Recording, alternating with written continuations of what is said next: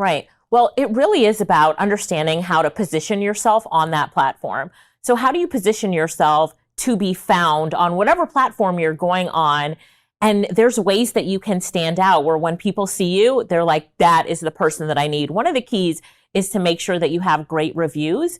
So I always tell my students the first 10 sales that you make, charge a low fee for those first 10 sales, get great reviews in, and then you can increase your prices and it really helps you to stand out. Okay. And the question about saturation is such a common one. They're like, well, there's other people doing it. If I do it, will I get business?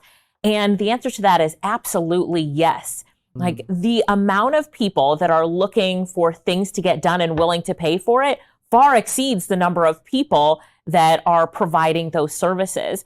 So it's the whole, solve a problem and the people are there to pay you for it. All right, so we are going to have you go over 5 specifics. Lisa's actually gotten really into the math. She's going to give you very specific 5 gig opportunities. But then again, like I keep saying, 52 of them in this book. And on the webinar, on the workshop, she's going to do demonstrations. We're going to show you how to use the tools. We're going to show you what platforms to use.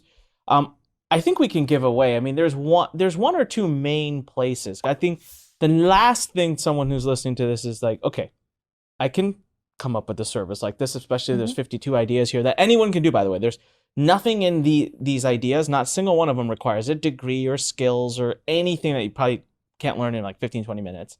So they're like, okay, I can come up with that. Okay, I'm convinced. Elisa says it's a big market. There's plenty of people.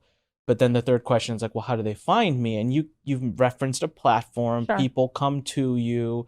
Talk a little bit about that. Sure. So a decade ago, I was in a position where I was flat broke and needed to make some money. So this platform called Fiverr had just opened up. And I'm like, I wonder if I can take my skill and offer it on that platform. And I did. The first year that they were in the business, I got on that platform and made money. And this platform, Fiverr, when you get on it, there's no fee to join. So it's completely free to join. You have to know some things, which I'll cover in the workshop, but you have to know some things of how to really stand out on the platform because there are millions of, services that are offered on that platform. But Fiverr is a great one. Upwork is another one. And then also just posting on your own social media. You'd be surprised with someone who knows someone that needs the service that you offer. And but like, it's so crazy. I think this is why, see, I'm tripping over words because why aren't more people doing this? Like, why are there people having financial problems right now? You should not be collecting unemployment. Like, this is just epic. And the best part is people in other countries. Yeah. Right? I mean, you could be in India, you can be in Jamaica. I know you teach people in Jamaica a lot. You could be anywhere in the world and you can do this. And hey, $500 will go a lot further in some countries than it does even in America. But so here's my summarization of it. Then we're going to get into the details a little bit more. You pick a thing, a service, right? And we'll give you 5 really well thought out ideas today. There's 52 total in this book. Then you essentially list yourself on Fiverr. That's one of the main sites. There's other sites as well that we'll go over in the workshop.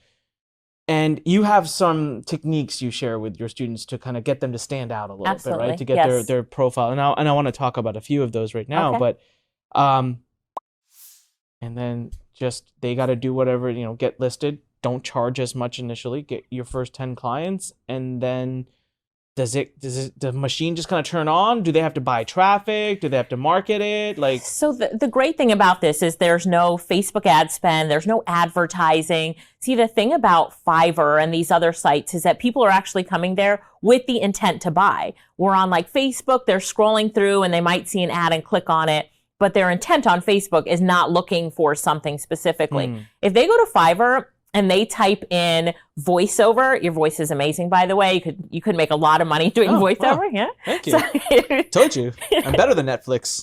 Nice. So if they type in voiceover and they find you, they hire you, but their specific intent is going there to find somebody that they can hire. So that's why those platforms are so powerful.